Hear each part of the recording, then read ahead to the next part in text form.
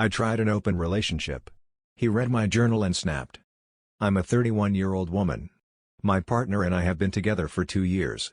Recently, we started seeing a therapist, who, on our second or third session, told us we were codependent. She said we needed to go to Codependence Anonymous and that this was only work we could do alone. It felt weird and scary. Looking back, I realized that therapist was not very good. I had been struggling with feelings for AP, a longtime friend, for a month or so. When my boyfriend and I first got together, he said he knew I had been in open relationships before and that he was cool with it. 2 years later, I felt opening up could give me an outlet while we worked through things, and take some pressure off my partner. One of our main issues was that he wasn't very motivated to plan dates or be romantic. I asked him, and he said he was okay with it. He wanted a don't ask, don't tell arrangement and said he probably wouldn't participate but appreciated my honesty. With his permission, I pursued a relationship with AP. I let AP know I had opened my relationship and was looking to date non-monogamously. I wasn't used to don't ask, don't tell, and after returning from my first overnight with AP, I started to tell my boyfriend. He raised his hand to stop me. Later that night, while I was out with AP, my partner went through all my texts with him on my laptop. They weren't sexual, but they were very lovey-dovey.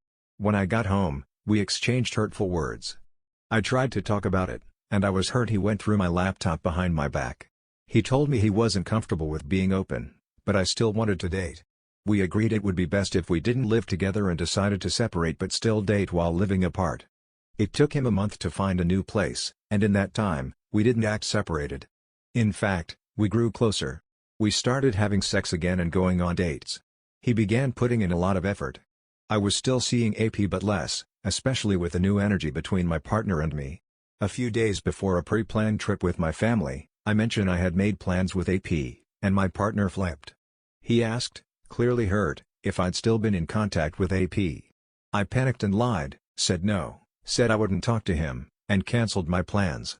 I texted my therapist, who told me to keep seeing AP and just not bring it up again since we'd already agreed to separate. I wish I hadn't listened. I met up with AP after the conversation and wrote about it in my journal. Our trip went so well. We even talked about not separating and becoming monogamous again. But during the trip, my partner saw a birthday text from AP that said I love you.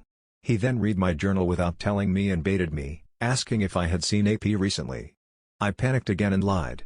He could tell. When we got home, he read more of my journal.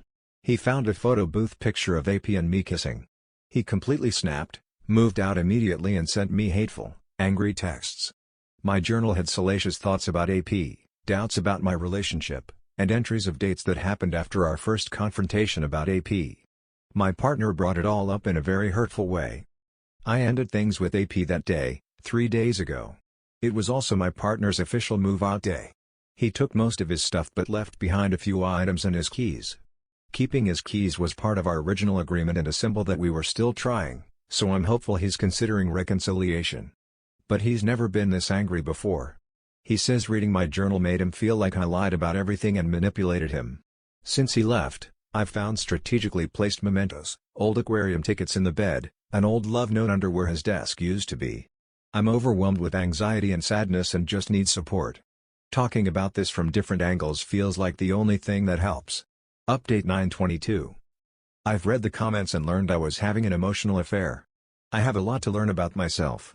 I attended my first SLA meeting last night. Tonight, I'm attending an ACA meeting, as recommended by our previous couples therapist, and please don't forget to like and subscribe to this channel, it would be of good help to us, thank you.